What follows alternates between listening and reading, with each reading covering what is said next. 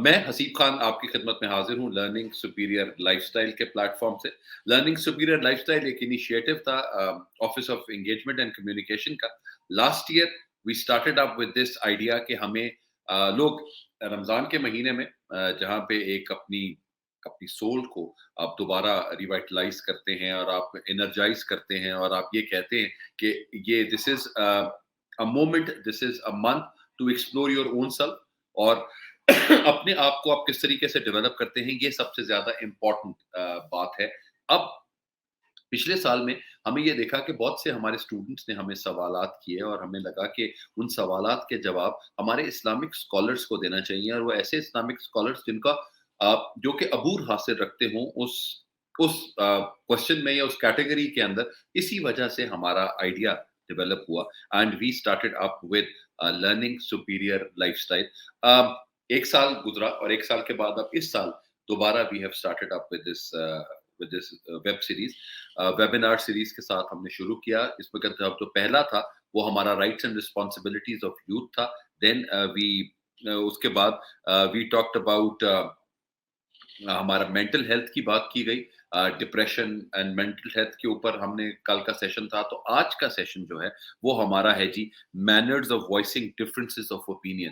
آج کل آپ پولیٹیکلی بھی بہت سی ایسی باتیں دیکھ رہے ہوں گے کہ جہاں پر ہمیں دوسرے کی جو پسند ہے اس کو ریسپیکٹ کرنا ضروری ہے, آئیڈیلائز کرنا ضروری ہے. تو ہمارے لیے وہ چیزیں سب سے زیادہ امپورٹنٹ ہوتی ہیں. آج میں اٹس اے ویری ایک ایسا ٹاپک ہے کہ جس کو ہم واقعی آج کل کے زمانے کے ساتھ اگر دیکھا جائے تو it is one of the most notorious topic, اور جس کے اوپر زیادہ تر بات ہونی چاہیے. اب ان پہ جو بات کرنے کے لیے ہمارے پاس جو شخصیت یہاں پہ موجود ہیں, he is a renowned religious scholar, academician, author and anchor of religious programs on various TV channels. Currently working as a professor in the Department of Islamic Thought and Civilization at UMT. He has earned his PhD in Quran and Sunnah from the University of Karachi. He is the first غیر منقوط translator and mufassir of the Holy Quran in the world and history. تو میں اس وقت welcome کرتا ہوں learning superior life style کے platform سے doctor محمد طاہر مصطفیٰ صاحب کو. السلام علیکم سر. وعلیکم السلام. نصیب صاحب کیسے ہیں آپ؟ ڈاکٹر صاحب آپ کی کیسی طبیعت ہے سر؟ ٹھیک ٹھاک ہے سر. کیسا چل رہا ہے رمضان سر؟ رمضان از گوئنگ, آدھا رمضان تو گزر گیا سر. الحمدللہ. اچھا ڈاکٹر صاحب میں بات کر رہے تھے کہ جو آج کا ٹاپک ہے مینرز آف وائسنگ ڈفرینسز, تو اگر ہم دیکھیں ابھی پولیٹیکلی ایک رمضان میں ہی ایک آئیڈیا سٹارٹ ہوا جس میں ایک دوسرے کی وائس کو وہ رسپیکٹ نہیں دی جاتی, وہ چیز سمجھ نہیں آتی, آئیڈیل وہ نہیں ہوتا. لوگ یہ سمجھتے ہیں جو میں کہہ رہا ہوں وہ بالکل ٹھیک ہے, باقی سب کی باتوں کو اتنا زیادہ وزن نہیں دیا جاتا. تو اس کے بارے میں سر کیا آپ کا اوپینین ہے؟ سر آپ کا ہاف این آور کا آپ کا سیشن ہوگا سر, اور اس کے بعد ہمارے سر کچھ یہاں پہ ایڈوائزرز ہیں جو سوسائٹی ایڈوائزرز ہیں, وہ انہوں نے بچوں کے کچھ کوشچنز ہوں گے سر. اس کے بعد ہم اس کو کوشچن آنسر سیشن سر آپ کے ساتھ اسٹارٹ کریں گے. Over to you sir. الحمدللہ وحدہ والصلاۃ والسلام علی من لا نبی بعدہ, اما بعد فاعوذ باللہ من الشیطان الرجیم, بسم اللہ الرحمن الرحیم. بہت شکریہ حسیب صاحب, اور سپیریئر یونیورسٹی کا یہ اعزاز ہے کہ اس اہم موضوع کے اوپر آپ نے جو لیکچر سیریز رکھی ہے, یقیناً یہ تعلیم کے ساتھ تربیت کا باعث ہوگی ہماری جنریشن کے لیے, ہمارے طلباء کے لیے, ہماری طالبات کے لیے. آپ نے مختلف اینگلز کے ساتھ زندگی کے زاویوں کو لیا ہے, اور آج کا جو موضوع ہے جو میرے ذمے ہے جس پہ گفتگو کرنا, وہ بھی انتہائی آج وقت کی ضرورت ہے کہ ایک ہی سوسائٹی میں ڈفرینسز آف اوپینین ہونے کے باوجود ہمیں ایک دوسرے کی بات کو کس طرح سے سننا ہے اور کس طرح سے اپنی بات کو پہنچانا ہے. اختلافات یقیناً حسیب صاحب اس کائنات کا حسن ہے. اختلافات کہاں نہیں ہوتے. دیکھیں اگر ہم غور کریں تو ایک ہی زمین ہے, ایک ہی طرح کی مٹی ہے, اور اس میں سے مختلف رنگوں کے پھول نکلتے ہیں. اور صرف ان کے رنگ ہی مختلف نہیں ہیں بلکہ ان کی خوشبو بھی مختلف ہے، اور یہ حسن ہے۔ اسی طرح اگر ہم انسانوں کی طرف نگاہ اٹھا کے دیکھیں تو اس دھرتی کے اوپر کبھی بیت اللہ میں طواف کرتے ہوئے وہ اہل ایمان کو دیکھا جائے کہ مختلف نسلوں کے لوگ ہیں، مختلف رنگوں کے حامل ہیں، ہر ایک کا طرز زندگی مختلف ہے، طرز کلام مختلف ہے، لیکن جب وہ اپنے اللہ کے دربار میں آتے ہیں تو ترانہ ایک ہی ہوتا ہے، وہ اوریجن ایک ہی ہے، گھٹی ایک ہی ہے، خمیر ایک ہی ہے۔ تو یہی بات اگر ہم دیکھیں کہ بیت اللہ میں ہو سکتی ہے کہ تمام اختلافات کے ہونے کے باوجود وہاں پر آپ دیکھیں کہ کوئی ہاتھ یہاں باندھ کر نماز پڑھتا ہے، کوئی ہاتھ یہاں باندھ کر نماز پڑھتا ہے، کوئی ہاتھ چھوڑ کے پڑھتا ہے، لیکن بیت اللہ تو سب کو امان دیتا ہے، وہ کسی کی طرف بھی نفرت کی نگاہ سے نہیں دیکھتا، نہ کسی کو ایسا ہے کہ بندش ہے کہ وہ اندر آئے وہ نہ آئے، سب کو دعوت ہے کہ وہ آئیں اور امان پائیں۔ تو اسی طرح سے ہم یہاں پر اس دھرتی پہ رہتے ہوئے اس حسن کو، اختلاف کے اس بیوٹیفیکیشن کو ہم قبول کیوں نہیں کرتے کہ مختلف رنگوں کے لوگ، مختلف نسلوں کے لوگ، مختلف تہذیب و تمدن کے حامل لوگ، جب وہ ان کو اللہ رب العزت ایک ہی طریقے سے ان کو تخلیق کرتا ہے اور ایک ہی سب کا انجام ہے، تو پھر ہم ایک دوسرے کی بات کو آنر کیوں نہیں کرتے؟ یہ ایک سوال ہے۔ میں کہا کرتا ہوں کہ انسان کی حقیقی تصویر اتنی صاف اور شفاف آئینہ پیش نہیں کرتا جتنی کہ اس کی گفتگو یا اس کے منہ سے نکلنے والے الفاظ پیش کرتے ہیں۔ ہم جس دین اسلام کے پیرو ہیں، جس کی ہم اتباع کرنے والے ہیں اور جس پر ایمان کے ہم دعوے دار ہیں، حسیب صاحب وہ دین ایسا ہے کہ جو سب کو نہ صرف امان دیتا ہے بلکہ سب کے لیے وہ عزت اور تکریم کا نعرہ بلند کرتا ہے۔ قرآن کریم کی سورہ بنی اسرائیل اور آیت نمبر 70 ہے، جس میں ارشاد باری تعالیٰ ہے وَلَقَدْ كَرَّمْنَا بَنِي آدم، ہم نے بنی آدم کو عزت عطا کی ہے، اور بنی آدم سے مراد وہ لوگ بھی ہیں اس میں جو کہ اللہ کو نہیں مانتے، جو کہ اللہ کو نہیں مانتے، لیکن اللہ تو ان کے لیے بھی عزت اور تکریم کا اعلان کرتا ہے، حالانکہ وہ اس کے سامنے سجدہ نہیں کرتے، اس کا انکار کرتے ہیں، دوسرے لفظوں میں الحاد کرتے ہیں، کفر کرتے ہیں، اس کے باوجود اللہ نے ان کے لیے بھی اعلان کیا ہے وَلَقَدْ كَرَّمْنَا بَنِي آدم، ہم نے انسان کو عزت عطا کی ہے۔ مسلمان کی بات نہیں ہے، انسان کی بات ہے۔ مسلمان تو ایک بات کا درجہ ہے جو اللہ اور اس کے رسول پر ایمان لے آئے، پھر اللہ اس پر اپنی بلیسنگز کی بارش کرتا ہے کیونکہ وہ ایمان کے پرچم کے تلے آ گئے، لیکن انسان کے لیے عزت کا وعدہ ہے، حالانکہ اس کا مضمون مختلف ہے۔ اس کے باوجود آپ دیکھیے، میں نے عرض کیا کہ ہم انسان کو جب انسان آنر کر لیں گے تو پھر ڈفرینسز کے باوجود ہم ایک دوسرے کی وائس کا، اس کو سننے کا اور اس تک پہنچانے کا اور اس کو سنانے کا ہم احترام کرنے لگیں گے۔ اگر یہ بات ہمارے اندر آ جائے کہ انسان ہے اور اللہ نے اس کے لیے عزت کا وعدہ کیا، میں کون ہوتا ہوں اس کی عزت کو پامال کرنے والا؟ لیکن افسوس یہ ہے کہ آج ہم ان کو دیکھ لیں جو کہ اسلام پر، ہمارے دین کے اوپر ایمان نہیں لاتے، لیکن ان کے اندر جو مینرز ہیں وہ وہی ہیں جو اسلام دعوت دیتا ہے۔ ان کے اندر دوسرے لوگوں کی تکریم ہے، جو ان کے فلسفی سے، ان کے اسکول آف تھاٹ سے تعلق نہیں رکھتے۔ ان کے ساتھ بھی ان اغیار کے جو ہم مراسم دیکھیں اور ان کا طرز زندگی دیکھیں تو وہ ہے جو کہ اسلام پیش کرتا ہے۔ لیکن افسوس یہ ہے کہ ہم اسلام کا کلمہ پڑھنے کے باوجود اور ایمان کا دعویٰ رکھنے کے باوجود بھی ہم ایک دوسرے سے اختلاف رکھتے ہیں، کیونکہ اس کا مذہب مختلف ہے، کیونکہ اس کا مسلک مختلف ہے، کیونکہ اس کی کاسٹ مختلف ہے۔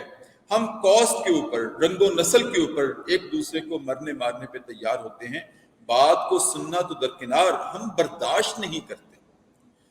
حسیب صاحب مجھے بات یاد آ رہی ہے کہ مفسرین نے لکھا ہے بنی اسرائیل میں یہ بنی اسرائیل سے تعلق رکھتی ہے یہ بات کہ ایک شخص اپنے بت کو سامنے بٹھا کر 40 برس تک یا سنم یا سنم یا سنم پکارتا رہا. بہت توجہ کی یہ بات ہے، خاص طور پر اپنے طلباء و طالبات سے عرض کروں گا. ایک شخص اپنے بت کو سامنے بٹھا کر یا سنم، جو خدا کو نہیں مانتا تھا، بتوں کو سجدہ کرتا تھا، تو یا سنم یا سنم یا سنم پکارتا رہا. ایک دن زبان لڑک گئی اور یا سنم کی بجائے منہ سے نکل گیا یا سمد، اور سمد اللہ کا نام ہے. جو ہی سمد نکلا تو کانوں کی سماعتوں سے اس شخص کی آواز ٹکرائی کہ بتا میرے بندے کیا چاہتا ہے. وہ شخص سر پٹک کے تھک گیا کہ میں 40 برس سے اس کو پکار رہا ہوں اور یا سنم کہہ رہا ہوں، اس نے آج تک مجھے آواز نہیں دی. آج میری زبان لڑک گئی ہے، میں نے جان بوجھ کر نہیں، انجانے سے میری زبان سے یا سمد نکل گیا. تو اس سمد نے آواز دی بتا میرے بندے کیا بات ہے. تو اللہ نے دوبارہ اس کی کانوں کی سماعتوں سے آواز ٹکرائی کہ اے میرے بندے، اگر میں تمہیں آج آواز نہ دیتا تو سنم میں اور سمد میں فرق کیا رہتا؟ فرق یہی ہے کہ سنم سنتا نہیں ہے، سمد سنتا ہے. سنم رسپانس نہیں کرتا، سمد رسپانس کرتا ہے. تو یہاں سے ہم کیا نتیجہ نکال سکتے ہیں کہ اللہ تو ان کی آواز پر بھی لبیک کہتا ہے جو اس کو نہیں مانتے، جو اس کو سجدہ نہیں کرتے. اور ہم آپس میں انسان ایک دوسرے سے اختلافات کی بنیاد پر ایک دوسرے کو برداشت نہیں کرتے، اور اللہ کتنا برداشت کرتا ہے. مجھے اسی پیرائے میں حضرت ابراہیم علیہ السلام کی ایک بات یاد آ رہی ہے. مفسرین لکھتے ہیں کہ حضرت ابراہیم علیہ السلام کی ایک عادت تھی کہ انہوں نے کبھی بھی حسیب صاحب دسترخوان پہ اکیلے کھانا نہیں کھایا تھا، کبھی بھی. یہ ان کی انفرادیت تھی. جیسے ہر نبی کی انفرادیت ہے، کسی کا حسن، یوسف علیہ السلام اپنے حسن میں انفرادیت رکھتے ہیں، اور کوئی معجزات میں انفرادیت رکھتا ہے، اور ہمارے نبی کریم صلی اللہ علیہ وآلہ وسلم رحمت للعالمین ہونے کی حیثیت سے بعد از خدا بزرگ تو ایک قصہ مختصر انفرادیت رکھتے ہیں. تو حضرت ابراہیم علیہ السلام کی جو انفرادیت تھی وہ کبھی آپ نے اکیلے کھانا نہیں کھایا تھا. تو ایک دن کھانے میں اکیلے ہیں دسترخوان پہ، نہ کوئی عزیز ہے، نہ کوئی رشتہ دار ہے، نہ کوئی دوست ہے، کوئی بھی نہیں ہے. تو آپ اپنے گھر کی دہلیز پہ کھڑے ہو گئے اور کھڑے ہو کے انتظار کرنے لگے کہ آج کوئی مسافر ہی مل جائے، میں اس کو کھانے میں شریک کر لوں. دیکھتے ہیں کہ دور سے ایک بوڑھا شخص آ رہا ہے اور وہ بکریاں چرواتا ہوا آ رہا ہے. وہ چرواہا ہے، شیفر ہے. اور جب قریب آیا تو حضرت ابراہیم علیہ السلام نے اس شخص سے اپنی عبرانی زبان میں پوچھا کہ بابا جی میرا نام ابراہیم ہے اور میں نبی ہوں، میری انفرادیت ہے کہ میں نے کبھی بھی اکیلے کھانا نہیں کھایا تھا، لیکن آج میں اکیلا ہوں تو کیا آپ میرے ساتھ کھانا کھائیں گے؟ تو وہ بوڑھا شخص کہنے لگا ہاں ابراہیم میں بھوکا ہوں، بھوک لگی ہے. کہاں آئیں، تشریف لائیں. دسترخوان پہ بٹھایا.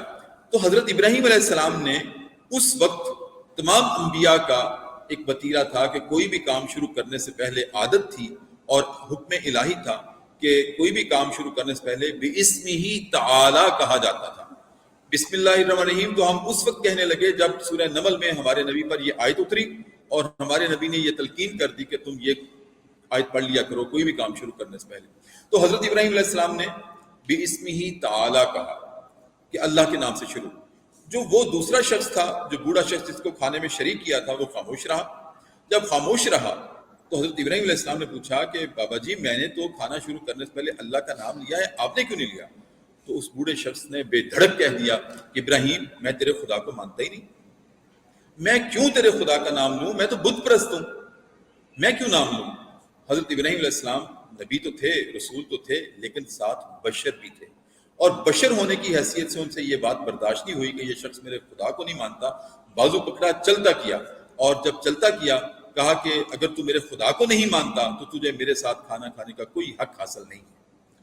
جب اتنی بات کی اور ابراہیم علیہ السلام نے اس شخص کو اپنے کھانے سے اٹھا دیا تو فوراً وحی نازل ہو گئی، ابراہیم یہ آپ نے کیا کر دیا؟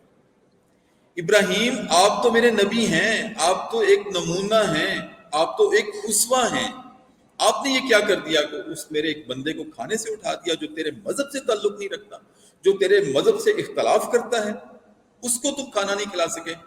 پھر ساتھ اللہ رب العزت نے ابراہیم سے کہا کہ ابراہیم ذرا اس شخص کے بڑھاپے سے, اس کے سفید بالوں سے اور اس کی ڈھلکی ہوئی سکن سے اس کی عمر کا اندازہ کرو کیا ہو سکتی ہے. اور ساتھ کہا ابراہیم تجھے کیا معلوم کہ اس کی عمر کیا ہو سکتی ہے, 100 برس سے زیادہ ہے اس کی عمر, اور وہ 100 برس سے مجھے سجدہ نہیں کرتا, بتوں کو سجدہ کرتا ہے. ابراہیم میں تو 100 برس سے اس کو رزق دے رہا ہوں, اور تم کو صرف آج ایک دن کے لیے میرے بندے کو رزق دینا مشکل ہو گیا. مجھے بھی تو دیکھو نا کہ وہ مجھے نہیں مانتا, میں تو اس کو رزق دے رہا ہوں. جاؤ واپس بلاؤ اور اس کو کھانا کھلاؤ, ہو سکتا ہے تمہارے اس عمل سے متاثر ہو کر وہ ایمان قبول کر لے. تو ابراہیم علیہ السلام اس شخص کے پیچھے واپس گئے اور جا کے کہا کہ مجھے تیرے پیچھے میرے رب نے بھیجا ہے, حالانکہ تو اس کو نہیں مانتا, لیکن تیری اتنی تکریم ہے, اتنی عزت ہے کہ مجھے رسول ہونے کے باوجود اللہ نے تیرے پیچھے بھیجا ہے کہ آؤ کھانے میں شریک ہو جاؤ. اس شخص نے کہا میں تو اس کو مانتا نہیں, وہ پھر بھی مجھے اتنی تکریم کرتا ہے. کہا ہاں اتنی تکریم کرتا ہے تیری. کہا کہ ٹھیک ہے, پھر ابراہیم پہلے پھر اپنے رب کا مجھے کلمہ پڑھا, پھر اس کا رزق کھلا. اب جب یہ ہم نمونہ پیش کریں گے آج اپنے انبیاء کا اسوہ, جب تک ہم اپنے کردار میں نہیں لائیں گے تب تک ہم دوسروں کو کیسے انسپائر کر سکیں گے. میں بحیثیت استاد, میرا یہ ایک ایٹیٹیوڈ ہونا چاہیے بحیثیت استاد کے اور بحیثیت عالم کے. اگر کوئی عالم علماء میں سے منبر رسول پہ بیٹھا ہے اور میں کلاس کے روسٹرم پہ ہوں تو مجھے یہ اپنانا چاہیے طرز زندگی, اور طرز تکلم میرا یہ ہونا چاہیے کہ میری بات سے غیر مسلم بھی متاثر ہو کر اسلام قبول کرنے کے لائق ہو جائیں, بجائے اس کے کہ میں اختلافات کو ہوا دوں. وہ غیر مسلم بھی متاثر ہونا چاہیے میری بات سے. اب دیکھیے یہ تو ہمارے انبیاء کا اسوہ ہے.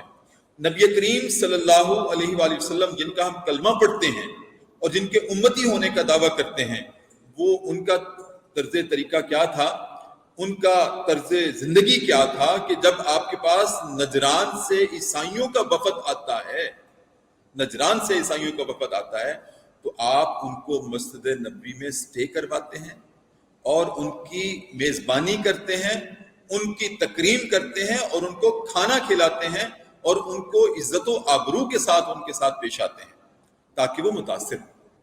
یہ ہمارا رویہ ہونا چاہیے.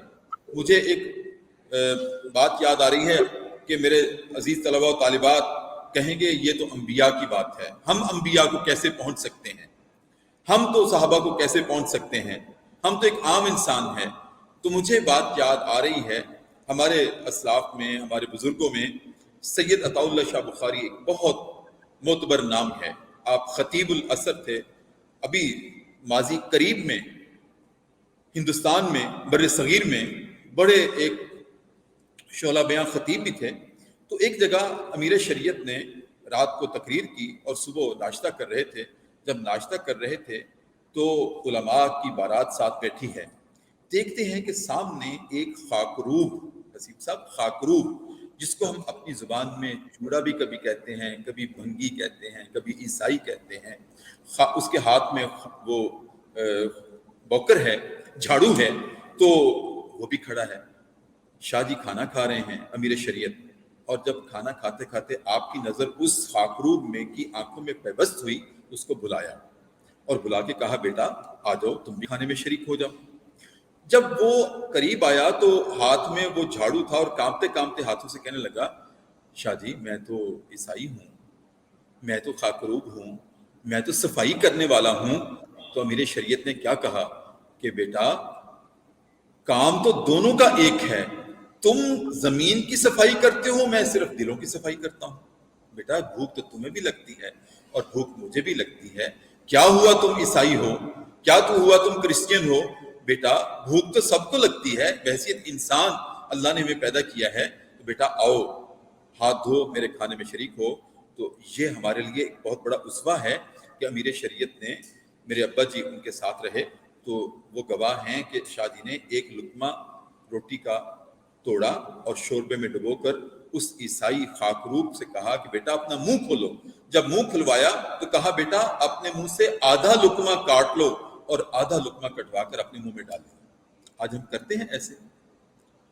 ہم کرتے ہیں ایسے کہ کسی عیسائی کو اپنے کھانے میں شریک کریں؟ سوال ہی پیدا نہیں ہوتا. یا آدھا لقمہ اس کے منہ میں ڈال کے آدھا اپنے منہ میں ڈال لیں. یہ ہمارا اسلام ہے جو اتنا وسیع القلب ہے، اور اہل کتاب سے شادی کی اجازت دی ہے ہمیں ہمارے دین نے. ڈفرینسز آف ریلیجن کے باوجود بھی شادی کی اجازت دی ہے. اور جب اس بھنگی کے منہ میں، اس خاکروح کے منہ میں امیر شریعت نے لقمہ روٹی کا ڈالا تو وہ کہنے لگا شاہ جی آپ کتنی دیر یہاں ٹھہریں گے؟ تو شاہ جی کہنے لگے بیٹا بس رات کو تقریر میں واپس جا رہا ہوں. کہا شاہ جی آدھا گھنٹہ انتظار کیجیے. گھر میں گیا، بیوی بچوں کو لے کر ان کو نئے کپڑے، دھلے ہوئے کپڑے پہنا کر واپس لایا اور کہنے لگا شاہ جی میں تو مغالطے میں رہا، ہم سمجھتے تھے مسلمان ہم سے نفرت کرتے ہیں.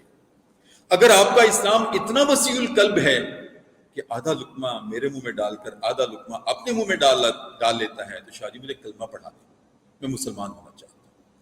یہ ہے اسلام کی تصویر کہ ڈفرینسز آف ریلیجن کے باوجود بھی ہم ایک دوسرے کا اتنا احترام کریں، اتنی محبت سے پیش آئیں کہ دوسرا آپ پر فریفتہ ہو جائے اور آپ کو فالو کرنے لگے، آپ کی اتباع کرنے لگے. جیسے میں نے کہا ہے کہ رسول اللہ صلی اللہ علیہ وسلم نے جو ہمیں سبق دیا ہے کہ اختلاف مذہب، یہاں حسیب صاحب میں ایک اور بات عرض کر دوں اپنی نوجوان نسل کے لیے، ہمارا دین اسلام وہ ہے کہ جس میں مذہب کی بنیاد پر جنگ نہیں ہے. مذہب کی بنیاد پر جنگ نہیں ہے. جتنے بھی غزوات لڑے گئے ہیں وہ کفر اور اسلام کی بنیاد پر نہیں لڑے گئے، وہ ظلم کی بنیاد پر لڑے گئے ہیں. ظلم کے ساتھ اسلام کا کوئی کمپرومائز نہیں ہے، کفر کے ساتھ سافٹ کارنر ہے. کیوں؟ اس لیے سافٹ کارنر ہے کہ کفر سے مراد کیا ہے کہ اللہ اور اس کے رسول کا انکار کرنے والا، آپ سے اختلاف مذہب رکھنے والا. اور میرا اسلام مجھے یہ تلقین کرتا ہے کہ اگر کوئی شخص اس کے کورے کاغذ کے اوپر اللہ اور محمد کا نام نہیں لکھا ہوا انکار کرتا ہے تو تم دلائل کے ساتھ، محبت کے ساتھ پیش آ کر اس کے اس ذہن کے کورے کاغذ پہ اللہ محمد کا نام لکھ دو نا. تم آگے بڑھو نا، اپنا کردار پیش کرو اور نام لکھ دو. ہاں کفر کے ساتھ. اس لیے ہم اقلیت کہتے ہیں اقلیتوں کو کہ protected citizens of the state. وہ پروٹیکٹڈ ہیں، اسلام ان کو پروٹیکشن دیتا ہے اور پروٹیکشن دینے کے بعد ان کے عبادت گاہوں کی حفاظت کرتا ہے، ان کو رسم و رواج کی اجازت دیتا ہے. لیکن اگر کوئی ظلم کرے گا، وہ بے شک اپنا ہو یا بیگانہ ہو، اپنا ہو یا غیر ہو، اس کے ساتھ جنگ ہے اور ظلم کے ساتھ کوئی کمپرومائز نہیں ہے. پھر ظلم جڑ سے اکھاڑنا پڑے گا، ظلم جڑ سے اکھاڑ کر پھر اس کی جگہ عدل کا پودا لگانا پڑے گا. یہ ہمارے مذہبی اختلافات کی بنیاد پر ہم ایک دوسرے کی تکریم کا سبق ہے. جہاں تک بات رہی کہ اختلاف بین المسالک اختلاف، میں عرض کروں گا حسیب صاحب یہ اختلافات بھی کوئی کفر اسلام کی جنگ نہیں ہے. مسالک کے اختلافات، میں تو اتنا عرض کروں گا کہ بین المسالک جو ہمارے اختلافات ہیں، یہ جتنے بھی اختلاف تھے، اللہ اور اس کا رسول ہمیں کیا تلقین کرتا ہے کہ اگر مذہب کے اختلافات بھی تمہارے درمیان ہوں، مذہب کے مسالک کے نہیں، تو کلام اللہ کیا تلقین کرتا ہے؟ کلام اللہ ہمیں تلقین کرتا ہے، سورہ آل عمران کی آیت نمبر 64 ہے، قُلْ يَا أَهْلَ الْكِتَابِ تَعَالَوْا إِلَىٰ كَلِمَةٍ سَوَاءٍ بَيْنَنَا وَبَيْنَكُمْ، کہ آ جاؤ اگر اختلافات ہیں بھی تو ہم مشترکات پہ اکٹھے ہو جاتے ہیں. اب مشترکات کیا ہیں؟ اللہ ایک ہے، رسول بھی ایک ہے. اور رسول کس نے بنایا ان کو؟ رسول اللہ نے بنایا. یہ ہماری مشترکات ہیں. اور اخلاقیات ہماری مشترکات ہیں. کس مذہب میں زنا جائز ہے؟ کسی میں بھی نہیں. کس مذہب میں انسان کی تکریم کے خلاف کوئی آواز اٹھائی جاتی ہے تو برداشت کی جاتی ہے؟ کسی بھی مذہب میں برداشت نہیں کی جاتی. اخلاقیات تمام مذاہب کے ایک ہیں، خالق سب کا ایک ہے اور طریقہ تخلیق سب کا ایک ہے، انجام سب کا ایک ہے. اگر کتاب سب کی مختلف ہے، مختلف ریلیجنز کی کتابیں مختلف ہیں، تو ان میں مشترکات کیا ہیں؟ توحید تو سب کتابوں میں ہے، الہامی کتابوں میں بھی ہے. توحید سب کا درس ہے، شرک سب میں منع ہے، اور انسان کی تکریم کے اگینسٹ سب کتابوں میں وہ درس ہے. کہ کسی انسان کی تکریم کے خلاف نہیں جایا جا سکتا، اس کو بے عزت نہیں کیا جا سکتا۔ جتنی عزت آج سربراہ مملکت کی ہے، صدر پاکستان کی ہے، اتنی ہی عزت اس ایوان صدر پر کھڑے ہوئے گارڈ کی ہے۔ انسان ہونے کی حیثیت سے، انسان ہونے کی حیثیت سے سب کی عزت برابر ہے۔ تو یہ درس ہے ہمارا۔ میں بات کر رہا تھا کہ مذاہب کا اختلاف ہو تو ہمارا دین اسلام تلقین کرتا ہے قل تعالوا قل یا اہل الکتاب تعالوا الی کلمۃ سواء بیننا وبینکم، اور اگر عزت کی بات ہے تو سب کے لیے عزت کا اعلان ہے، سورہ بنی اسرائیل آیت نمبر 70 کہ وَلَقَدْ كَرَّمْنَا بَنِي آدم۔ اور اگر اختلاف ہے تمہارے مسلک میں تو مسلک کے اختلافات کوئی اختلافات نہیں ہے، یہ تو اولا اور عدم اولا کی بات ہے۔ میرے نزدیک دیکھیں، ہمارے ہاں جو بین المسالک جو مسالک ہیں وہ کیا ہیں؟ دیوبندی ہے، بریلوی ہے، اہل حدیث ہے، شیعہ ہے، یہی اختلافات ہیں نا۔ لیکن یہ سارے کلمہ تو اللہ کا پڑھتے ہیں، یہ سارے توحید کے قائل ہیں۔ دیوبندی بھی قائل ہیں، اہل حدیث بھی قائل ہیں، شیعہ بھی قائل ہیں، ایک اللہ کو اللہ مانتے ہیں اور ان کا دوسرا خدا کوئی نہیں ہے، یہ مشترکات ہیں۔ اور پھر اگر اہل سنہ کے نزدیک ہاتھ ناف پہ باندھنا نماز کے دوران ہے اور اہل حدیث کے نزدیک یہاں ہے، اور اہل تشیع کے نزدیک ہاتھ چھوڑنا ہے نماز کے دوران، میں پھر واپس لے جاؤں گا بیت اللہ میں کہ میرے بیت اللہ میں ایک ہی صف میں اہل حدیث ہاتھ یہاں باندھ کر کھڑا ہے، اہل سنہ یہاں باندھ کر کھڑا ہے، اور اہل تشیع ہاتھ چھوڑ کر کھڑا ہے۔ میرا بیت اللہ تو سب کو امان دیتا ہے۔ میں کیسے کہتا ہوں یہ فلاں کی مسجد ہے، یہ فلاں کی مسجد؟ میرے پاس اتھارٹی نہیں ہے، میرے پاس کوئی اتھارٹی نہیں ہے کہ میں کسی کو کافر قرار دے سکتا، کوئی اتھارٹی نہیں ہے، میں نہیں قرار دے سکتا۔ جب سب کا خدا ایک ہے، کلمہ ایک ہے، نبی ایک ہے، رسول ایک ہے، بین المسالک بات کرتا ہوں، اور کتاب سب کی ایک ہے، تو میرے پاس کوئی اختیار نہیں ہے کہ میں کسی کو کافر قرار دے سکوں۔ ہاں اختلاف علمی ہیں، اور وہ علمی اختلاف جو ہیں وہ تو اولا اور عدم اولا کی بات ہے۔ کسی کی دلیل یہ ہے کہ نبی نے نماز پڑھتے ہوئے ہاتھ یہاں رکھا تھا، کسی کی دلیل یہ ہے یہاں رکھا تھا، اور کسی کی دلیل یہاں رکھا تھا۔ تو یہ تو میں وہی عرض کروں، کسی کے نزدیک وہ بہتر ہے، کسی کے نزدیک وہ بہتر ہے۔ باقی دیوبندی بریلوی یہ کوئی مسالک نہیں ہیں، یہ تو انڈیا کے شہر ہیں، یہ تو ہندوستان کے شہر ہیں، وہاں سے مدارس ہیں۔ دیوبند میں بھی ایک بہت بڑا مدرسہ ہے، جو وہاں سے پڑھے ہیں وہ اپنے آپ کو دیوبندی کہلاتے ہیں، جو بریلی سے مدرسے سے پڑھے ہیں وہ اپنے آپ کو بریلوی کہلاتے ہیں۔ نہ کسی کتاب میں یہ مسلک ہے، نہ قرآن میں ہے، نہ حدیث میں ہے، نہ فقہ میں ہے، کہیں بھی یہ دیوبندی بریلوی بحثیت مسلک نہیں ہے۔ یہ تو میں نے بتایا، جیسے لاہور میں رہنے والا لاہوری کہلاتا ہے، جلندھر میں رہنے والا جلندری کہلاتا ہے، جو دیوبند سے پڑھنے والا دیوبندی کہلاتا ہے، بریلی سے پڑھنے والا بریلوی کہلاتا ہے۔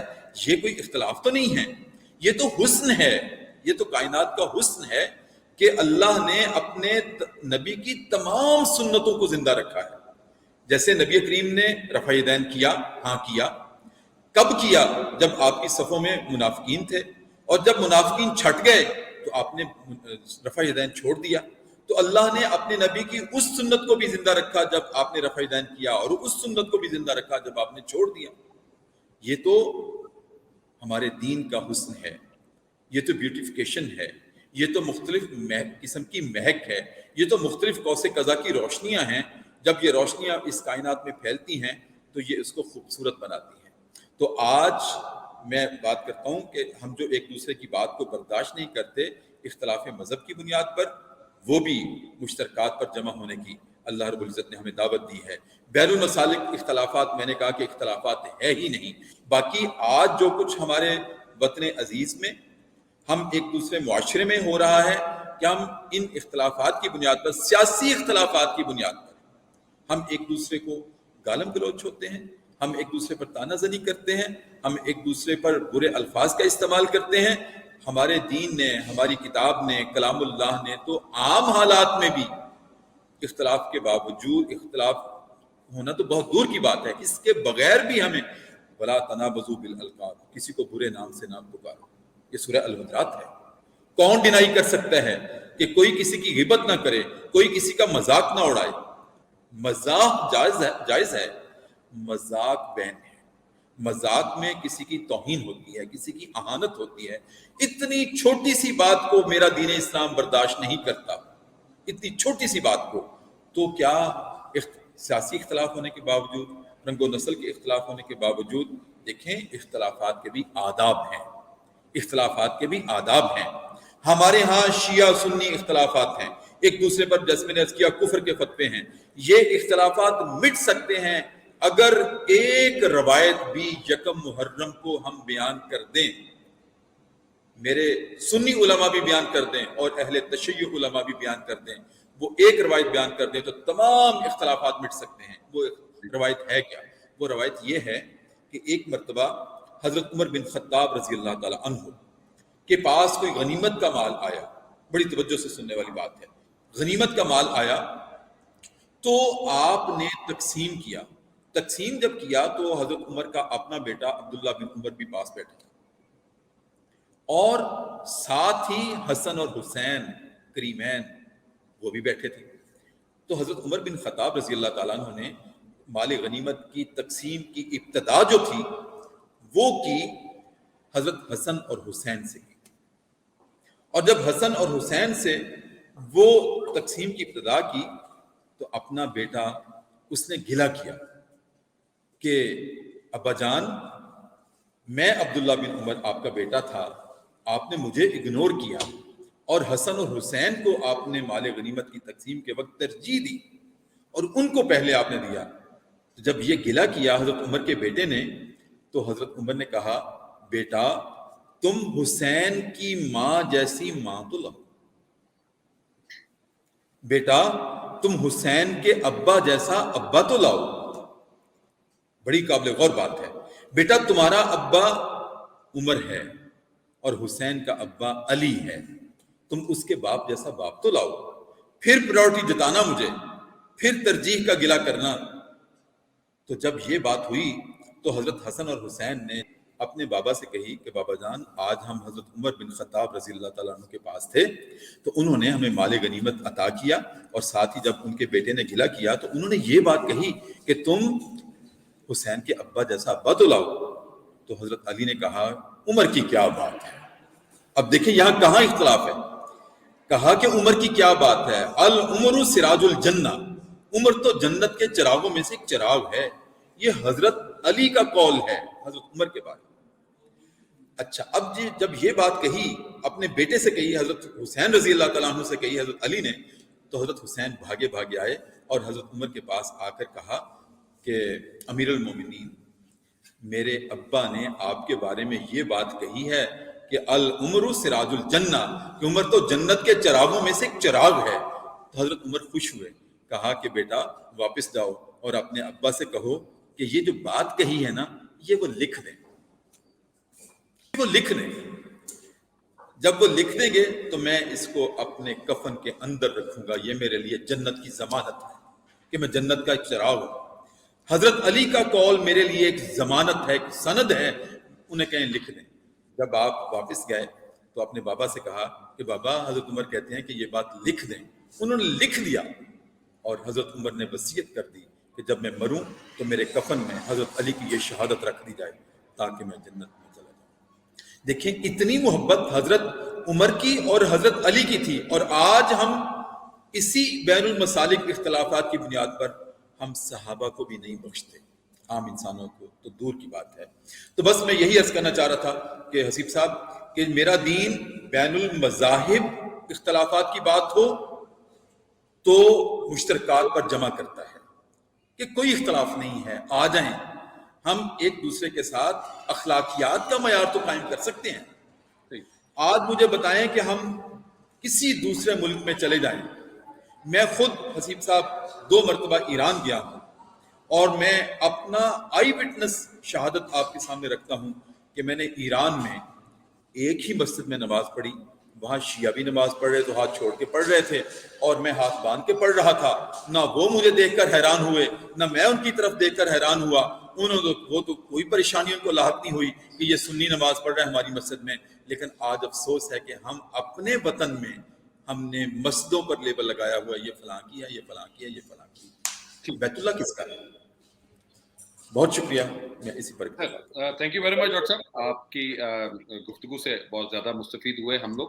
ہماری سر جو میرا ایک سوال ہے، اس کے بعد پھر ہم यहाँ पे अगर हम सुपीरियर यूनिवर्सिटी की बात करें ना सर, तो हमारे पास यहाँ पे तकरीबन 57 स्टूडेंट बॉडीज हैं सर यहाँ पे, और जिनके 5000 मेंबर्स हैं हमारे यहाँ पे स्टूडेंट, और ओवरऑल जो हमारे स्टूडेंट्स की जो जो उनकी जो पॉपुलेशन है वो सर तकरीबन दैट्स अबाउट 20,000। अब उनमें से जब ये पता लगा कि सर आप यहाँ पे आएंगे और आपके साथ हमारी गुफ्तगू होगी, तो कुछ बच्चों ने भी अपने सवालात तैयार किए हुए थे। तो अब उनके जो क्लब एडवाइजर्स हैं सर, वो वन बाय वन आपके साथ सवाल आपको बताएंगे सर, तो आप उनके जवाब दीजिएगा। तो जिस तरीके से हमारी यूनिवर्सिटी में सर सबसे ज्यादा, जिस तरह आपने गुलदस्ते की बात की, तो हमारी यूनिवर्सिटी भी सर अल्हम्दुलिल्लाह बहुत से ऐसे बच्चे हैं जो कि डिफरेंट बैकग्राउंड से आए हुए हैं, और वो भी एक ऐसा गुलदस्ता है जो कि हर एक की अपने अपनी व्यू और ओपिनियंस हैं, उस ओपिनियन से वो गुलदस्ता बना है सर, जो कि खूबसूरती है यहाँ सुपीरियर यूनिवर्सिटी की। अब होता यह है सर कि कभी कभी बच्चे जो हैं वो ज्यादा से ज्यादा एग्रेसिव हो जाते हैं अगर उनकी बात ना मानी जाए, तो उनकी वजह से भी थोड़ी सी टेंशन्स डेवलप होती हैं। तो हम अपनी यूथ को क्या सिखाएंगे सर? एक तो ये पहले जवाब दे दीजिएगा सर, और उसके बाद पहला इसका आंसर कर दें सर, उसके बाद फिर मैं रोहिल साहब के पास जाता हूँ सर, कि सर क्या करना चाहिए हमारे बच्चों को सर? देखिए, एग्रेसिव होना, सवाल ये है कि मेरे नबी का, मैं जिसका उम्मती होने का दावा करता हूँ, मुझे देखना ये है कि एक है तालीम सर, और एक है तरबियत। सर, मेरे नबी ने जो तालीम दी है उसमें भी बर्दाश्त है, और जो तरबियत की है उसमें भी बर्दाश्त है। आप देखें कि हसीब साहब, सबसे पहले तो मेरे लिए रोल मॉडल तो वो है ना, लक़द काना लकुम फी रसूलिल्लाहि उस्वतुन हसना। ये मेरे कुरान ने भी, कलामुल्लाह ने भी मुझे ये पैगाम दिया था कि आपके रोल मॉडल आपके नबी हैं।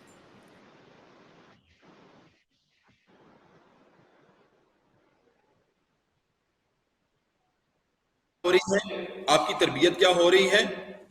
बकरियां चरवाने का काम आपसे लिया जा रहा है, बकरियां चरवाने का काम लिया जा रहा है। अब ये बकरियां चरवाने का काम जो है, कोई मुझे आज कहे कि डॉक्टर ताहिर आज मेरी बकरियां चरवा दें, perhaps I would feel ashamed, कि मैं शर्म महसूस करूंगा कि लो जी मैं बकरियां चरवाऊं। सवाल ये पैदा होता है कि अल्लाह रब्बुल इज्जत ने, अगर मुझे शर्म आती है तो मेरे नबी से ये काम क्यों लिया? इसकी 3 वजूहात हैं जो आज मेरे नौजवान को समझनी चाहिए। सबसे पहला काम जो शेफर करता है ना, चरवाहा करता है, ये मेरे नबी से जवानी में काम लिया गया है, मैं बार बार अर्ज कर रहा हूं। पहला काम चरवाहा ये करता है कि बहसियत लीडर, जो मुख्तलिफुल ख्याल और मुख्तलिफ किस्म की, उसमें बकरियां भी हैं, भेड़े भी हैं, और जुबान भी उनकी मुख्तलिफ है, मेरी जुबान मुख्तलिफ है, वो चरवाहा उनको हाँक हाँक कर तौहीद हाँक हाँक कर जमा करता है। ए नबी, जब आप आज हम आपसे ये काम ले रहे हैं कि अभी आपको हमने नबी से सरफराज करने का ऐलान नहीं किया, जब हम आपको नबी डिक्लेयर कर देंगे तो आपके सामने लोग भी आपसे यही मानेगा, कोई नहीं मानेगा। आपने बहसियत लीडर उनको जमा रखना है, मुज्तमे रखना है, और तौहीद के परचम के तले उनको जमा रखना है। एक काम तो ये आपकी तरबियत की गई, और दूसरी तरबियत क्या की गई कि जो शेफर होता है वो किसी को भी, किसी एक बकरी को भी, शीप को भी भूखा वापस नहीं लेके जाता, उनको सबको खाना खिला के, चारा चरा। काम ये करता है कि वो सब्र करता है, पसीने से शराबूर हो जाता है, बार बार बकरियों को हाँकता है, कभी इधर से इधर लाता है, थक जाता है, लेकिन लाठी फेंक कर बैठ नहीं जाता कि जाओ तुम तो मेरी बात नहीं मानती, वो सब्र करता है। आज यही 3 चीजें अनासर हमारे लिए हैं। जब हम किसी की बात को बर्दाश्त नहीं करते तो सबसे पहला क्या है कि हम अपने नबी की जब जिंदगी को फॉलो करने का दावा करते हैं तो नबी बहसियत लीडर हमारे सामने आते हैं, और हमने भी बहसियत लीडर दूसरों के सामने अपने आप को पेश करना है। और लीडर में ये 3 क्वालिटीज होती हैं कि वो सबको जमा करता है, सबकी बात को बर्दाश्त करता है, सबकी बात को सुनता है, और फिर सबको जमा करता है। और फिर देखें, एक एग्रेसिवनेस उस वक्त भी आती है, हमारे यहाँ हसीब साहब है, ये मुआशी तबकाती जो निज़ाम है ना, इसने भी हमारे अंदर चिड़चिड़ापन पैदा कर दिया है। जब इंसान को मुआशी खुशहाली नसीब होगी, جب میری فکر یہ ہوگی، میرا تھاٹ یہ ہوگا، میرا فلسفہ یہ ہوگا کہ تمام انسانوں کو کھانا ملنا چاہیے. اور حضرت عمر کا یہ قول کس نے ان کو سکھایا تھا کہ دریائے فرات کے کنارے ایک کتا بھی بھوکا مر گیا تو عمر سے پوچھ ہوگی، یہ میرے نبی کا دیا ہوا سبق تھا. اور جب تمام انسانوں کے پاس معاشی خوشحالی ہوگی تو پھر وہ نرم دلی، حلم پیدا ہوگا. ہمارے اندر ایک یہ وجہ ہے کہ ہم ایک کو دیکھتے ہیں وہ معاشی طور پر بہت توافق کا شکار ہے، اور جب میں دیکھتا ہوں کہ میرے حالات اس طرح کے نہیں ہیں تو ہمارے اندر اریٹیشن پیدا ہوتی ہے، ایجیٹیشن پیدا ہوتی ہے. اور سب سے بڑی بات یہ ہے کہ ہمارے اندر یہ 3 کوالٹیز جو نبی نے ہمیں دی ہیں کہ ایک لیڈرشپ کی کوالٹیز میں سب کو جمع رکھنا، سب کی بات کو سننا، اور پھر سب کی معاشی خوشحالی کا اہتمام کرنا، اور تیسرا صبر کرنا. تو صبر. ٹھیک ہے سر. اب ہمارے پاس سر یہاں پہ ہمارے کلب ایڈوائزر آئے ہیں سر، مسٹر وحید زمان، کلب ایڈوائزر ہیں sir department of economics and commerce کے. کیسے ہیں وحید بھائی؟ السلام علیکم جی. جی وعلیکم السلام ورحمۃ اللہ وبرکاتہ. میں الحمدللہ بخیر و عافیت. آپ سنائیں کیسے ہیں؟ اللہ کا شکر جی. اچھا وحید بھائی، جو اسٹوڈنٹس نے آپ کو جو کوسچنز دیے ہیں وہ دونوں ہی آپ ڈاکٹر صاحب کے پہلے ہی بتا دیں گے تاکہ 1 بائی 1 پہ ڈاکٹر صاحب ان کا جواب جو ہے وہ دے دیں.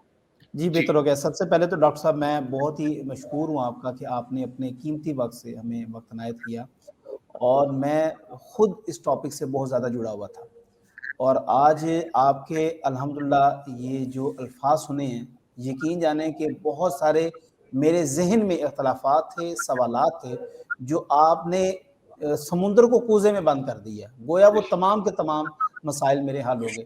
لیکن طلباء کے حوالے سے 2-3 باتیں ہیں جو میں آپ کے سامنے پیش گزار کرنا چاہتا ہوں. سب سے پہلے یہ ہے ڈاکٹر صاحب کہ حالیہ ملکی حالات اور سیاسی اختلافات کے باعث ہم یہ دیکھ رہے ہیں کہ ہماری قوم اور خاص طور پر نوجوان طبقہ جو ہے وہ کئی حصوں میں تقسیم ہو چکا ہے. کیا ملک اس طرح کی صورتحال کا متحمل ہو سکتا ہے؟ ایک سوال تو یہ ہے طلباء کی جانب سے.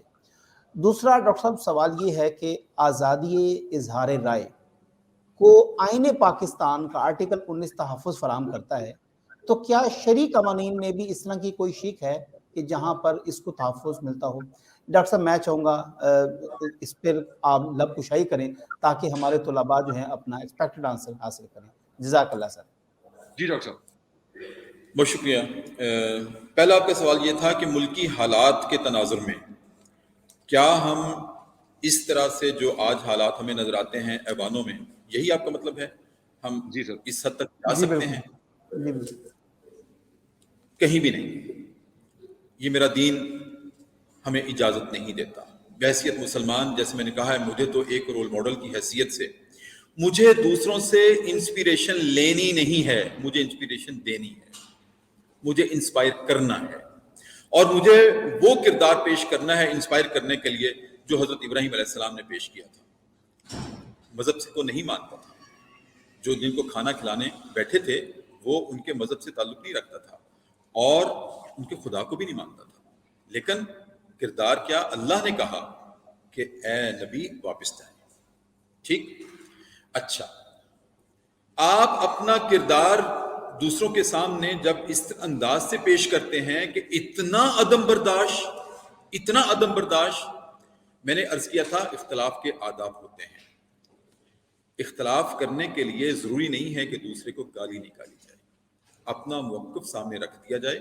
ہاں، اختلاف میں جیسے دیکھیں میرے مذہب سے کوئی اختلاف رکھتا ہے، ٹھیک ہے، میں الحمدللہ نبی کریم خاتم النبیین صلی اللہ علیہ وآلہ وسلم کا امتی ہوں، میں مسلمان ہوں.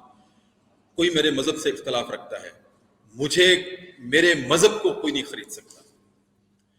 کوئی میرے سامنے 10 کروڑ تو کیا 10 ارب بھی رکھتے اور یہ کہے کہ تم کافر ہو جاؤ، اگر میں اپنے نبی کا ایک غیر متزلزل پیرو ہوں اور اطاعت گزار ہوں اور کلمہ پڑھنے والا ہوں تو میرے سامنے اس کی کوئی حیثیت نہیں ہے. اب اس سے کیا سبق ملتا ہے کہ نظریہ، تھاٹ، نہ اس پر بکا جاتا ہے اور نہ اس کی قیمت لگ سکتی ہے. بلال رضی اللہ تعالیٰ عنہ کو ابو جہل تپتے سلگتے ہوئے انگاروں پہ، کوئلوں پہ لٹا کر اوپر پتھر رکھ کر خود بیٹھ جاتا تھا. کہتا تھا پھر جاؤ اس دین سے.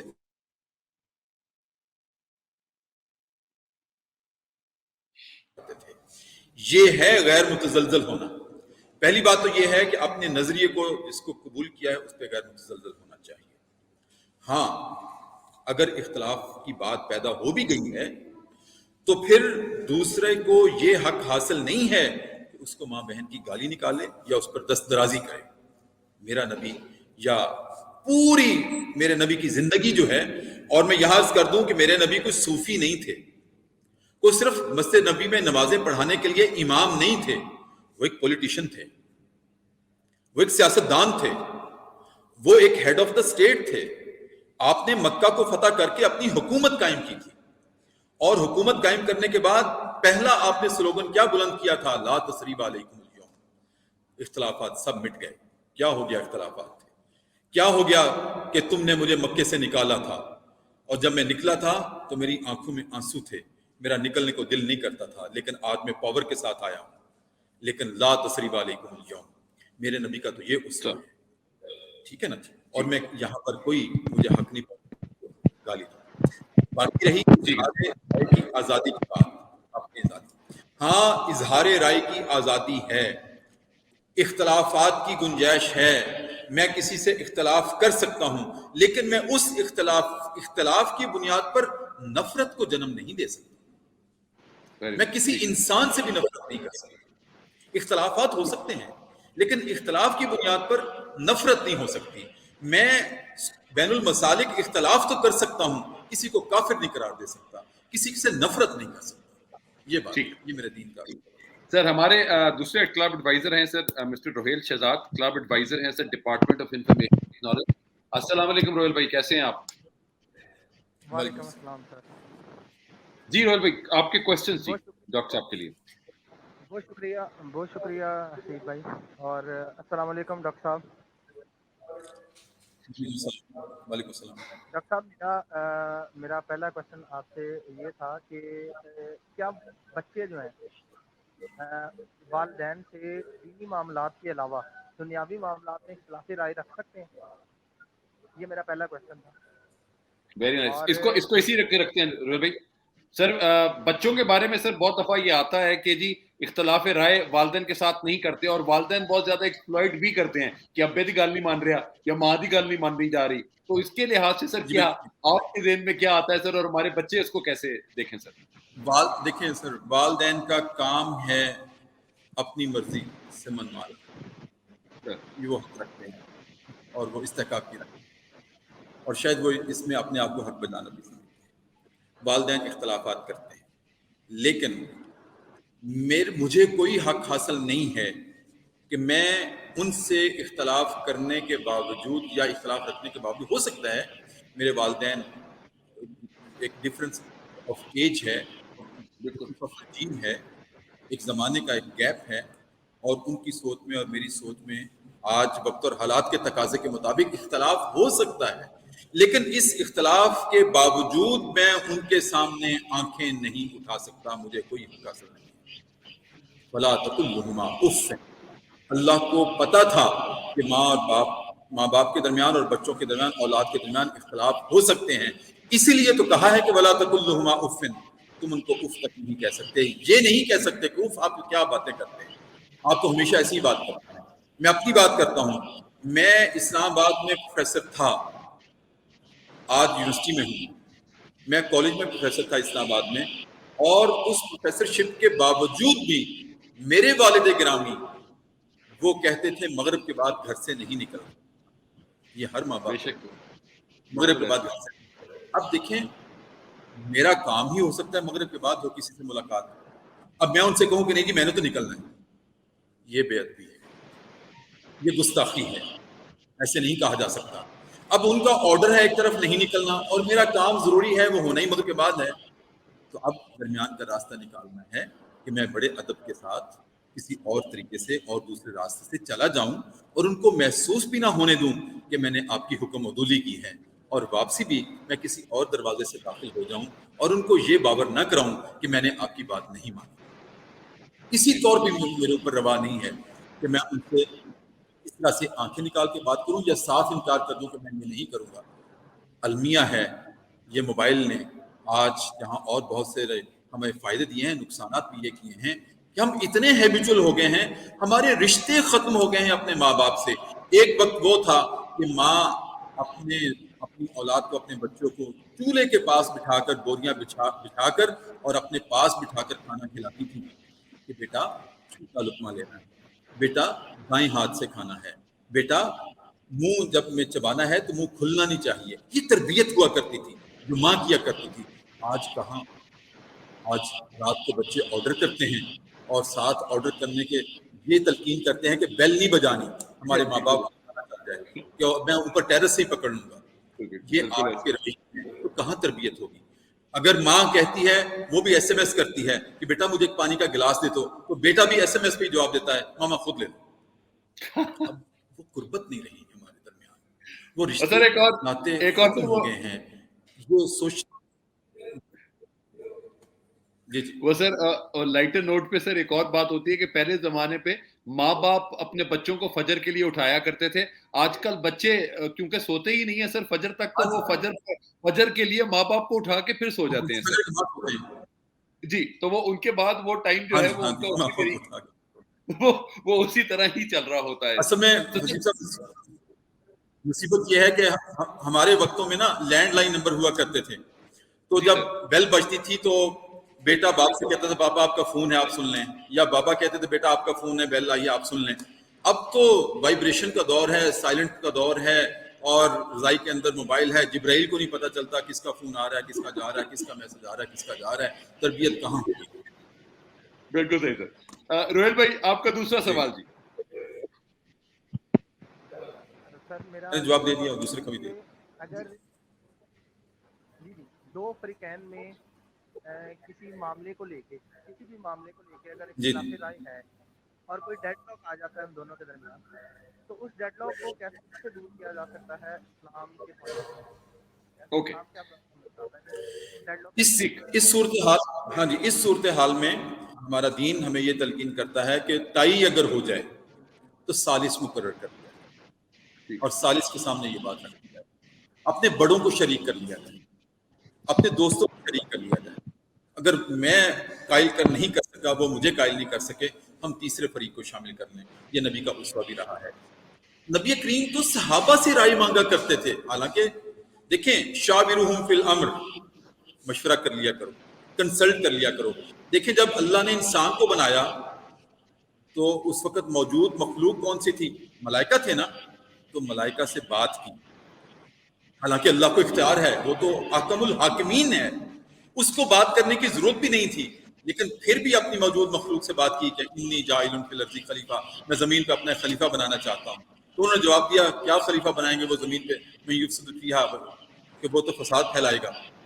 تو اللہ نے جواب دیا میں نے تم سے پوچھنا نہیں ہے, میں نے تمہیں انفارم کیا ہے, ایک رائے تم سے مانگی نہیں ہے, مشورہ ہی مانگا, لیکن تم موجود تھے, میں نے تمہیں بتانا چاہا ہے کہ میں ایک اپنی مخلوق بنانا چاہتا ہوں انسان, اور جو تمہارا دعویٰ ہے کہ وہ فساد کرے گا, میں یفسد فیہا, وہ فساد کرے گا, تو یہ انی عالم ما لا تعلمون, جو میں جانتا ہوں وہ تم نہیں جانتے. تو ہمیں اپنے دوسروں کو شریک کر لینا چاہیے, بڑوں کو شریک کر لینا چاہیے. ثالث کا تصور بھی اسی لیے. اور میں کہہ رہا تھا صحابہ, نبی کریم نے غزوہ احزاب جب کرنا چاہا تو صحابہ سے پوچھا مدینے سے باہر ہم جنگ لڑیں یا اندر لڑیں؟ دیکھیں بڑا ہو کر چھوٹے کو کنسلٹ کریں. ہم ٹھیک, تھینک یو ویری مچ روہیل بھائی, آپ کا بہت شکریہ. آپ سر ہمارے پاس وحید الزمان صاحب ہیں, کلب ایڈوائزر ڈپارٹمنٹ آف نہیں سوری سرفراز صاحب. سر وی ہیو گاٹ سرفراز زمان صاحب.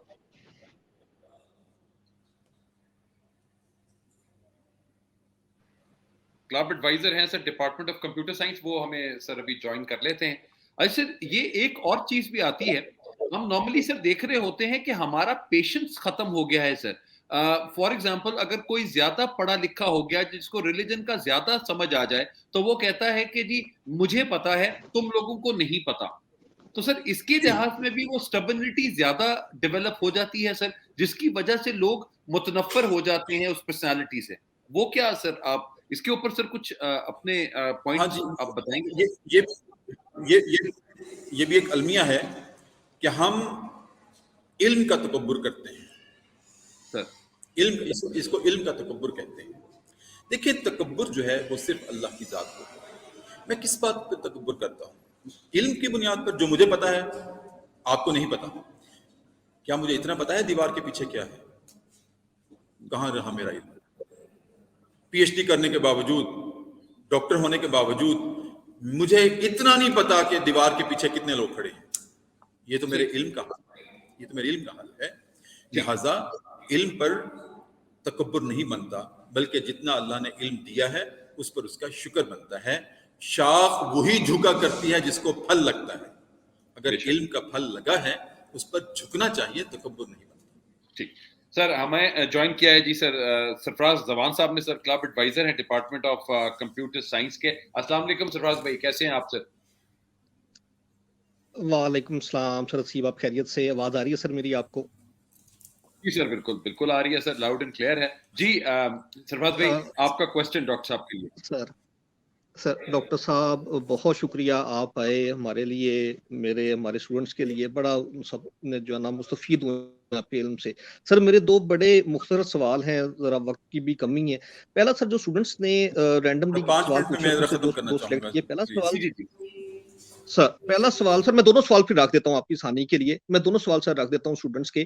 پہلا تو یہ کہ سر ہمارے معاشرے میں اثر و رسوخ والے لوگوں کی جو اظہار رائے ہے بہت زیادہ اہمیت کی حامل ہو چکی ہے، لیکن جو صاحب علم ہے یا صاحب عمل ہیں ان کی اظہار رائے اتنی زیادہ مضبوط نہیں نظر آتی. تو اس پہ سر ہمارا کیا مطلب اس پہ ہمیں گائیڈ کرتا ہے؟ دوسرا سر سوال ہے کہ اختلاف رائے اگر دو لوگ کرتے ہیں تو وہ کس حد تک دوسرے کو کنونس کرنے کی کوشش کر سکتے ہیں؟ کیا ہمارا مطلب ان کو اختیار دیتے ہیں کہ کس حد تک ہم دوسرے کو اپنی بات منوانے کی حد تک سر جا سکتے ہیں؟ بس یہ دو سوال سر بنیادی اسٹوڈنٹس کے تھے جو میں چاہ رہا تھا آپ کے سامنے سر. میں جو بات کی ہے کہ صاحب ثروت لوگوں کی یا ان کی بات مانی جاتی ہے جو عزت میں سمجھے جاتے ہیں، جن کے پاس دولت ہو. دیکھیں ہمارے ہاں جیسے میں نے عرض کیا کہ معاشرے کے جو المیہ ہیں ان میں سے ایک یہ بھی المیہ ہے کہ ہمارے ہاں عزت کے تفاخر کے 3 معیارات سمجھے جاتے ہیں. ایک مال، دوسرا جمال اور تیسرا کمال. جس کے پاس مال ہے، دولت ہے، اس کو عزت کے قابل سمجھا جاتا ہے، اس کی رائے کو اہمیت دی جاتی ہے. ٹرو ہے یہ بات. دوسرا جس کے پاس جمال ہے، حسن، اس کو اہمیت دی جاتی ہے اور اس کی بات میں وزن سمجھا جاتا ہے. تیسرا کمال، اتھارٹی، پرفیکشن جس کے پاس ہے اس کو سمجھا جاتا ہے کہ اس کی بات. دیکھیں یہ ہمارے دنیا کے بنائے ہوئے معیارات ہیں، لیکن میرے نبی کے جو معیار ہیں وہ یہ ہیں کہ مال بھی ختم ہو جانے والا ہے، میلٹ ہو جانے والا ہے، حسن بھی ختم ہو جانے والا ہے. مال جس پہ انسان گمان کرتا ہے تلک الایام نداولھا بین الناس، ہم تو انسانوں کے درمیان دنوں کو پھیرتے رہتے ہیں. یہ مال آج ہے، ہو سکتا ہے کل نہ ہو. آج امیر ہے کل غریب ہو سکتا ہے، اور آج جو غریب ہے کل امیر ہو سکتا ہے. اور جمال پہ ناز کرتے ہو، یہ چہرے پہ جھریاں آ جائیں گی، اور ایک وقت وہ آئے گا کہ تجھ سے پوچھا ہے تیرے کوچے میں تیرا ہی پتا، دیکھ حالات نے کیسی تیری صورت کر دی.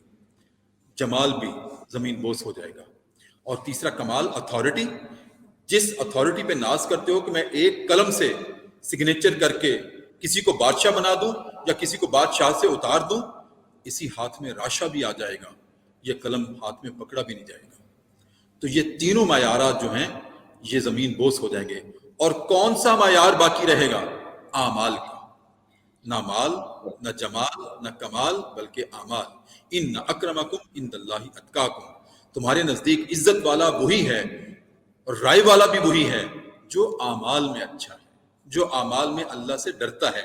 دیکھیں ایک نابینا صحابی جب نبی کریم کے پاس گئے اور آپ بڑے بڑے امراء کے ساتھ ڈائلاگ کر رہے تھے، دین اسلام کی دعوت دے رہے تھے نبی کریم، تو حضرت عبداللہ بن ام مکتوم رضی اللہ تعالیٰ عنہ نابینا صحابی تھے. ٹھوکریں کھاتے کھاتے کھاتے پوچھتے پچھاتے کہ نبی کریم کی آواز کانوں میں نہیں آئی، دیکھ تو سکتے نہیں تھے، اندھے تھے. تو کس نے بتایا فلاں جگہ بیٹھے ہیں نبی کریم، چلے جاؤ. وہاں پر دیواروں کو سہارا لیتے لیتے ٹٹولتے وہاں چلے گئے اور نبی کریم کی آواز کان میں پڑی تو خوش ہو گئے اور جا کے کہا السلام علیکم. یا رسول اللہ السلام علیکم، مطلب کہ میں آپ سے ملنا چاہتا ہوں، آپ کے پاس بیٹھنا چاہتا ہوں، آپ کے پاس آنا چاہتا ہوں. نبی کریم ڈائلاگ کر رہے تھے کفار قریش کے ساتھ، قریش مکہ کے ساتھ، بڑے بڑے رؤساء کے ساتھ ڈائلاگ چل رہے تھے. اور یہ فطری اصول ہے کہ کوئی بات کرتے کرتے انٹروین ہو جائے تو ایک ڈسٹربنس ہوتی ہے. نبی کریم نے اس ڈسٹربنس کے ڈر سے حضرت عبداللہ بن ام مکتوم کے سلام کا جواب نہیں دیا، اور ماتھے پہ تھوڑی سی سلوٹ آ گئی کہ یہ درمیان میں آ گئے ہیں، مجھے پکڑ کے بٹھانا پڑے گا، اندھے ہیں، اور پھر ڈسکنیکشن ہو جائے گی گفتگو میں. تو آپ نے سلام کا جواب نہ دیا، ماتھے پہ تیوری آ گئی. انہوں نے پھر کہا یا رسول اللہ السلام علیکم، میں آپ سے بات کرنا چاہتا ہوں، میں آپ کے پاس آنا چاہتا ہوں. آپ نے پھر جواب نہ دیا. تیسری مرتبہ آپ نے پھر سلام کیا، حضرت عبداللہ بن ام مکتوم نے، آپ نے پھر جواب نہیں دیا. قرآن کریم کی وحی نازل ہو گئی، ابا سبا تولا ان جاءہ الاعمی، اے نبی آپ کے پاس آپ کا نابینا صحابی آیا تھا، آپ نے اس کو دیکھ کے اپنے ماتھے پہ تیوری ڈال لی. اس نے تیوری نہیں دیکھی، تیوری ہم نے دیکھی ہے آپ کے ماتھے کے اوپر. وہ تو اندھا تھا، ہم سے برداشت نہیں ہو رہا کہ آپ نے اس کے آنے پر اس کو اہمیت نہیں دی. آپ نے ان کو اہمیت دی ہے جو دولت مند ہیں، ان کو اہمیت دی ہے جو اپنے آپ کو رؤساء کہتے ہیں. نہ آئیں وما یدریک لعلہ یزکا، سورہ عبس وتولی ہے. آپ کو کیا معلوم کہ وہ آپ کے پاس آ کر بیٹھ جاتے تو آپ سے کتنی قائدانہ صلاحیتیں حاصل کرتے، کتنی پاکیزگی حاصل کرتے. اے نبی آپ سے یہ نہیں ہونا چاہیے تھا. واپس بلائیں اور اپنے پاس بیٹھائیں. وآخر دعوانا سر آپ کا بہت شکریہ. ناظرین آج کا ہمارا ٹاپک جو تھا وہ manners of voicing differences of opinion, اور ڈاکٹر محمد طاہر مصطفیٰ صاحب آپ کا بہت شکریہ سر. آپ نے بہت اچھے طریقے سے ہمارے اسٹوڈنٹس، ہمارے ناظرین کو یہ تمام باتیں سمجھائیں. اور سر آج کل کے زمانے میں صرف یہی چیز ہی سب سے زیادہ امپورٹنٹ ہے کہ دوسرے کا جو پوائنٹ آف ویو ہے اس کو کم سے کم سن لینا چاہیے. ویسٹ کے اندر باقی سب جگہوں پہ یہ آئیڈیاز آ رہے ہیں کہ لوگ پیسے دے کر لوگوں سے یہ کہتے ہیں کہ ہماری بات سن لو. اس طریقہ کار یہ آ گیا ہے. تو اگر ہم یہاں پہ اپنی فیملی سسٹمز کے اندر یا یہاں پہ اگر ہم ایسٹرن یا اسلامک ویلیوز کے ساتھ ہم اپنے یہاں پہ چل رہے ہیں، جہاں پہ ہم لوگوں کو پتا ہے کہ ہاں ہر ایک کا ایک اوپینین ڈفرینٹ ہو سکتا ہے، اور ہمیں اس اوپینین کو آنر کرنا ہے اور اس کے مطابق ان کا جواب دینا ہے، تو یہ سب سے خوبصورت ترین بات ہے. برداشت کا ایلیمنٹ ہمارے اندر ہونا چاہیے. اور اس کے علاوہ سب نے یہ بات کی کہ جس چیز کے اوپر بھی انسان ناز کرتا ہے وہ بہت کم دیر کی ہوتی ہے اور وہ ختم ہو جاتی ہے. تو صرف اور صرف آپ کے اعمال رہتے ہیں. جو آپ کے اعمال ہیں، اپنے اعمال کو اتنا زیادہ اسٹرانگ کریں کہ یہی وہ واحد چیز ہے جو آپ دوسرے کے لیے مثال. بالکل سر. اور وہی یہ وہ چیزیں جو آپ اپنے ساتھ اس دنیا سے آگے والی دنیا میں لے کے جائیں گے. ڈاکٹر صاحب اگین آپ کا بہت شکریہ. اور اسی دعا کے ساتھ ہی میں اپنا یہ پروگرام ختم کروں گا کہ اے میرے رب ہمارا دل بدل دے، کیونکہ جب ہمارا دل بدلے گا تو انشاءاللہ پاکستان بدلے گا. اپنا بہت خیال رکھیے گا. کل انشاءاللہ تعالیٰ ایک نئے ٹاپک کے ساتھ اور ایک نئے مہمان کے ساتھ آپ کی خدمت میں دوبارہ حاضر ہوں گے. لرننگ سپیریئر لائف سٹائل کے پلیٹ فارم پہ. پاکستان زندہ باد.